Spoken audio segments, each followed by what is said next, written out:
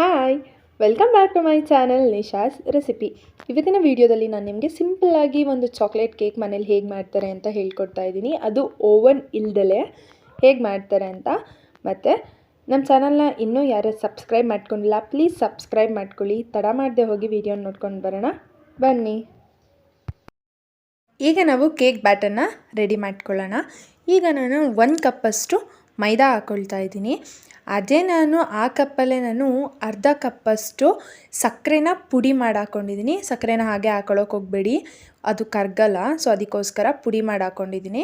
ಮತ್ತು ನಾನು 2 ಸ್ಪೂನಷ್ಟು ನಾನು ಕೋಕೋ ಪೌಡರ್ನ ನಾನು ಯೂಸ್ ಮಾಡ್ತಾ ಇದ್ದೀನಿ. ಈಗ ಅದಕ್ಕೆ 1/4 ಚಮಚದಷ್ಟು ಬೇಕಿಂಗ್ ಪೌಡರ್ ಇನ್ನನ್ನೆಲ್ಲನೂ ಹಾಕ್ಕೊಂಡು ನಾನು ನೀಟಾಗಿ ಜರಡಿ ಮಾಡ್ಕೊಡ್ತಾ ಇದ್ದೀನಿ. ಅಂದರೆ ಏನೇನು ಕಸ ವೇಸ್ಟಸ್ ಎಲ್ಲ ಏನೇನಿರುತ್ತೆ ಅದೆಲ್ಲ ಮೇಲೆ ಬಂದು ಕೂತ್ಕೊಳ್ಳುತ್ತೆ. ಸೊ ಅದಕ್ಕೋಸ್ಕರ ಈಗ ಇದೆಲ್ಲ ಆಗಿದೆ. ಈಗ ನಾನು ಸ್ವಲ್ಪ ಎಣ್ಣೆ ಹಾಕ್ಕೊಳ್ತಾ ಇದ್ದೀನಿ.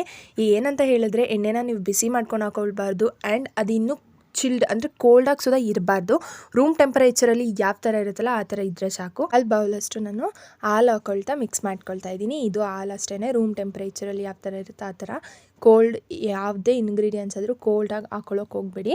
ಅದನ್ನು ನೀವು ಕನ್ಸಿಸ್ಟೆನ್ಸಿ ನೋಡಿಕೊಂಡು ಬೇಕಂತ ಹೇಳಿದ್ರೆ ಹಾಲನ್ನ ಸ್ವಲ್ಪ ಹಾಕ್ಕೊಳ್ತಾ ಮಿಕ್ಸ್ ಮಾಡ್ಕೊಳ್ಳಿ. ಯಾವುದೇ ರೀತಿ ಗಂಟು ಮಾಡ್ಕೊಳ್ಳೋಕೆ ಹೋಗಬೇಡಿ, ನೀಟಾಗಿ ಮಿಕ್ಸ್ ಮಾಡ್ಕೊಳ್ಳಿ.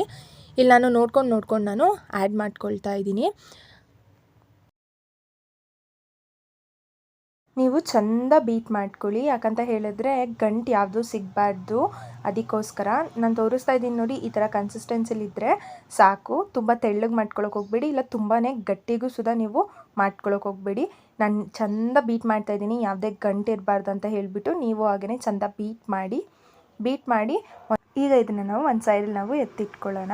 ಈಗ ಕೇಕ್ ಮಾಡೋಕ್ಕೆ ಕೇಕ್ ಮೋಲ್ಡ್ನ ನಾವು ರೆಡಿ ಮಾಡ್ಕೊಳ್ಳೋಣ. ಇಲ್ಲಿ ನಾನು ಯಾವುದೇ ರೀತಿ ಕೇಕ್ ಮೋಲ್ಡ್ ನಾನು ತೊಗೊಂಡಿಲ್ಲ.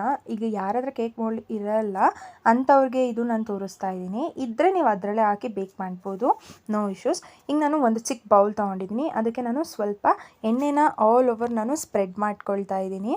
ಸ್ಪ್ರೆಡ್ ಮಾಡಿಕೊಂಡು ಈಗ ನಾನು ಸಕ್ಕರೆ ಪುಡಿ ಏನಿತ್ತಲ್ವ, ಸಕ್ಕರೆ ಪುಡಿನ ಈಗ ನಾನು ತೋರಿಸ್ತಾ ಇದ್ದೀನಿ ನೋಡಿ, ಆ ಥರ ನೀಟಾಗಿ ನಾನು ಸ್ಪ್ರೆಡ್ ಮಾಡ್ಕೊಳ್ತಾ ಬರ್ತಾ ಇದ್ದೀನಿ.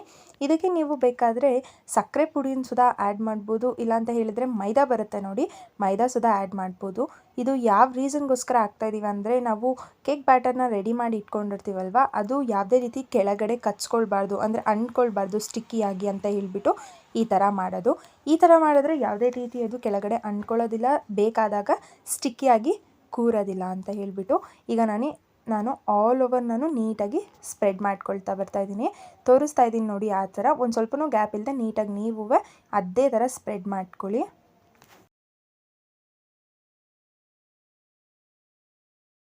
ಅದನ್ನ ನಾನು ಆಲ್ ಓವರ್ ನೀಟಾಗಿ ಸ್ಪ್ರೆಡ್ ಮಾಡ್ಕೊಂಡಿದ್ದೀನಿ. ಸ್ಪ್ರೆಡ್ ಮಾಡಾದ್ಮೇಲೆ ಕೇಕ್ ಬ್ಯಾಟರ್ ಏನಿತ್ತಲ್ವ ಅದನ್ನ ನಾನೀಗ ನೀಟಾಗಿ ಬೌಲ್ ಒಳಗಡೆ ಹಾಕ್ಕೊಳ್ತಾ ಇದ್ದೀನಿ. ಹಾಗೆ ಹೇಳ್ದಾಗಲೂ ಈಗಲೂ ಹೇಳ್ತಾ ಇದ್ದೀನಿ ಕೇಳಿ, ಒಂದು ಚೂರು ಗಂಟಿಲ್ದಿರೋ ಥರ ನೀವು ನೀಟಾಗಿ ಮಿಕ್ಸ್ ಮಾಡಿಕೊಂಡ್ರೆ ಕೇಕ್ ಏನಿರುತ್ತೆ ಚಾಕ್ಲೇಟ್ ಕೇಕ್ ಅದು ನೀಟಾಗಿ ಬರುತ್ತೆ. ಈಗ ನಾನು ಅದನ್ನ ಟ್ಯಾಪ್ ಮಾಡ್ಕೊಳ್ತಾ ಇದ್ದೀನಿ. ಅಲ್ಲಿ ಹೇರ್ ಏನೇನಿರುತ್ತಲ್ಲ ಆ ಥರ ಟ್ಯಾಪ್ ಮಾಡಿಕೊಂಡ್ರೆ ಅದು ಹೋಗುತ್ತೆ ಅಂತ ಅಷ್ಟೇ. ಇಲ್ಲಿ ನಾನು ಇಡ್ಲಿ ಪಾತ್ರೆಯಲ್ಲಿ ತೋರಿಸ್ತಾ ಇರೋ ಹಾಗೆಯೇ ಇಡ್ಲಿ ಪಾತ್ರೆಗೆ ನಾನು ನೀರು ಹಾಕ್ಕೊಳ್ತಾ ಇದ್ದೀನಿ. ಇನ್ ಕೇಸ್ ನೀವು ನೀರು ಬೇಡ ಅಂದರೆ ಉಪ್ಪು ಸುದಾ ಹಾಕ್ಕೊಳ್ಬೋದು. ಉಪ್ಪನ್ನ ನೀವು ಒಂದ್ಸಲಿ ಹಾಕಿ ಬೇಕ್ ಮಾಡಿದ್ಮೇಲೆ ಆ ಉಪ್ಪನ್ನ ನೀವು ಎತ್ತಿಟ್ಕೊಳ್ಬೋದು ಕವರಲ್ಲಿ. ಇನ್ನೊಂದ್ಸಲಿ ನೀವು ಕೇಕ್ನ ಬೇಕ್ ಮಾಡ್ತಿದ್ದೀರಾ ಅಂದಾಗ ಅದನ್ನ ಕೆಳಗಡೆ ಹಾಕಿ ಬೇಕ್ ಮಾಡ್ಬೋದು. ಇದು ಯಾಕೆ ಅಂತ ಹೇಳಿದ್ರೆ, ನಾವು ಹಾಗೆ ಏನಾದರೂ ಬೇಕ್ ಮಾಡಿದ್ರೆ ಪಾತ್ರೆ ಎಲ್ಲ ಸೀದೋಗುತ್ತೆ ಅಂತ ತಳ ಹಿಡಿಯೋ ಚಾನ್ಸಸ್ ಇರುತ್ತೆ. ಸೊ ಅದಕ್ಕೋಸ್ಕರ ಈಗ ನಾನು ಒಂದು ಚಿಕ್ಕ ಸಿಂಬಿ ಅಂತ ಹೇಳ್ತಾರೆ ಇದನ್ನ, ಅದನ್ನು ಇಡ್ತಾ ಇದ್ದೀನಿ. ಅದ್ರ ಮೇಲ್ಗಡೆ ನಾನು ಬ್ಯಾಟರ್ ಏನು ಹಾಕ್ಕೊಂಡಿದ್ವಲ್ಲ ಬೌಲ್, ಅದನ್ನು ನಾನು ಇಡ್ತಾ ಇದ್ದೀನಿ. ನೀಟಾಗಿ ನೋಡಿ ಇಟ್ಕೊಳ್ಳಿ. ನಿಮಗೆ ಆ ಥರ ಸಿಂಬಿ ಇರಲಿಲ್ಲ ಅಂತ ಹೇಳಿದ್ರೆ ಒಂದು ಚಿಕ್ಕ ಬೌಲ್ ಇಲ್ಲ ಒಂದು ಚಿಕ್ಕ ಪ್ಲೇಟ್ನ ಹೀಗೆ ಉಲ್ಟಾ ಮಾಡಿಟ್ರೆ ಆಗುತ್ತೆ. ಈಗ ನಾನು ತೋರಿಸ್ತಾ ಇದ್ದೀನಿ ನೋಡಿ, ಅದು ನೀಟಾಗಿ ಬೇಕಾಗಿದೆ. ಇದನ್ನ ನಾನು ಒಂದು 25 ಮಿನಿಟ್ಸ್ ನಾನು ಲೋ ಫ್ಲೇಮಲ್ಲಿ ಇಟ್ಟು ಬೇಕ್ ಮಾಡಿದ್ದೀನಿ. ಯಾವುದೇ ಕಾರಣಕ್ಕೂ ನೀವು ಹೈ ಫ್ಲೇಮಲ್ಲಿ ಇಡಕ್ಕೆ ಹೋಗಲೇಬೇಡಿ. ನಿಮಗೆ ಕೇಕ್ ಬೇಕಾಗಿದೆಯಾ ಅಂತ ಹೇಗೆ ಗೊತ್ತಾಗುತ್ತೆ ಅಂದರೆ, ಚಿಕ್ಕ ಸ್ಪೂನ್ ಇಲ್ಲಾಂದರೆ ಸ್ಟಿಕ್ ಇರುತ್ತೆ ನೋಡಿ, ಆ ಸ್ಟಿಕ್ನ ನೀವು ಹೀಗೆ ಮಧ್ಯ ಟ್ಯಾಪ್ ಮಾಡಿ ಅದಕ್ಕೆ ಏನು ಕೇಕ್ ಬ್ಯಾಟರ್ ಅಂದರೆ ಸ್ಮೂತಿ ಆಗಿರುತ್ತಲ್ಲ ಅದೇನಾದರೂ ಅಂಟ್ಕೊಳ್ಳಿಲ್ಲ ಏನೂ ಇಲ್ಲ ಅಂತ ಹೇಳಿದ್ರೆ ಕೇಕ್ ಬೇಕಾಗಿದೆ ಅಂತ ಅರ್ಥ. ಇನ್ ಕೇಸ್ ಅದೇನಾದರೂ ಅಂಟ್ಕೊಳ್ತಾ ಅಂತ ಹೇಳಿದ್ರೆ ಇನ್ನೊಂದು ಸ್ವಲ್ಪ ನೀವು ಬೇಯಿಸ್ಕೊಳ್ಬೇಕಾಗತ್ತೆ. ಮತ್ತು ನಾನೀಗ ಅದ್ರ ಮೇಲೆ ನಾನು ಚಾಕ್ಲೇಟ್ ಶಿರಪ್ನ ಹಾಕ್ಕೊಳ್ತಾ ಇದ್ದೀನಿ. ಏನಿಲ್ಲ, ಡಾರ್ಕ್ ಚಾಕ್ಲೇಟ್ ಇತ್ತು ನಮ್ಮ ಮನೇಲಿ, ಅದಕ್ಕೊಂದು ಸ್ವಲ್ಪ ಹಾಲು ಹಾಕ್ಕೊಂಡು ನಾನು ಮೆಲ್ಟ್ ಮಾಡ್ಕೊಂಡಿದ್ದೀನಿ ಅಷ್ಟೇ, ಇನ್ನೇನೂ ಇಲ್ಲ. ನಿಮ್ಮ ಹತ್ರ ಚಾಕ್ಲೇಟ್ ಇಲ್ಲ ಅಂತ ಹೇಳಿದ್ರೆ ಇನ್ನೊಂದು ಟಿಪ್ಸ್ ಏನಂತ ಹೇಳಿದ್ರೆ ಕೋಕೋ ಪೌಡರ್ ಮತ್ತು ಶುಗರ್ ಪೌಡರ್ನ ಹಾಕ್ಕೊಂಡು ಅದಕ್ಕೊಂದು ಸ್ವಲ್ಪ ಎಣ್ಣೆ ಮತ್ತು ಸ್ವಲ್ಪ ಹಾಲನ್ನ ಹಾಕ್ಕೊಂಡು ಚಂದ ಮಿಕ್ಸ್ ಮಾಡ್ಕೊಳ್ಳಿ. ಮಿಕ್ಸ್ ಮಾಡಿಕೊಂಡ್ರೆ ಡಿಟ್ಟೋ ಅದು ಇದೇ ಥರ ಬರುತ್ತೆ, ಅದು ತುಂಬ ಚೆನ್ನಾಗಿರುತ್ತೆ. ಮತ್ತು ಇನ್ನೊಂದು ಏನಂತ ಹೇಳಿದ್ರೆ, ನೀವು ಕೇಕ್ ಮಾಡಬೇಕಾದ್ರೆ ಪಾತ್ರೆನ ನೋಡ್ಕೊಳ್ಳಿ. ಅದು ತೆಳ್ಳ ಪಾತ್ರೆ ಆದರೆ ಬೇಗ ಬೇಕಾಗುತ್ತೆ ಕೇಕು, ಅದೇನಾದರೂ ಗಟ್ಟಿ ದಪ್ಪ ಪಾತ್ರೆ ಆದರೆ ಲೇಟಾಗಿ ಬೇಕಾಗುತ್ತೆ. ನೀವು ನೋಡ್ಕೊಂಡು ಮಾಡ್ಕೊಳ್ಳಿ.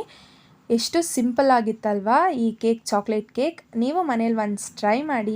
ಚೆನ್ನಾಗಿತ್ತಂತ ಹೇಳಿದ್ರೆ ಲೈಕ್ ಮಾಡಿ, ಕಮೆಂಟ್ ಮಾಡಿ, ಶೇರ್ ಮಾಡ್ತಾಯಿರಿ ನನ್ನ ವೀಡಿಯೋಸ್ನ. ಮತ್ತು ಇನ್ನೂ ನನ್ನ ಚಾನಲ್ನ ಯಾರು ಸಬ್ಸ್ಕ್ರೈಬ್ ಆಗಲ್ಲ ಪ್ಲೀಸ್ ಸಬ್ಸ್ಕ್ರೈಬ್ ಮಾಡ್ಕೊಳ್ಳಿ. ಪಕ್ಕದಲ್ಲಿ ಕಾಣಿಸೋಂಥ ಬೆಲ್ಲೈಕನ್ನ ಕ್ಲಿಕ್ ಮಾಡಿ. ಹಾಗೆ ನಾನು ಹೊಸ ವೀಡಿಯೋಸ್ನ ಬಿಟ್ಟರೆ ನಿಮ್ಗೆ ಅದು ನೋಟಿಫಿಕೇಷನ್ ಬರುತ್ತೆ. Thank you so much watching. Lots of love.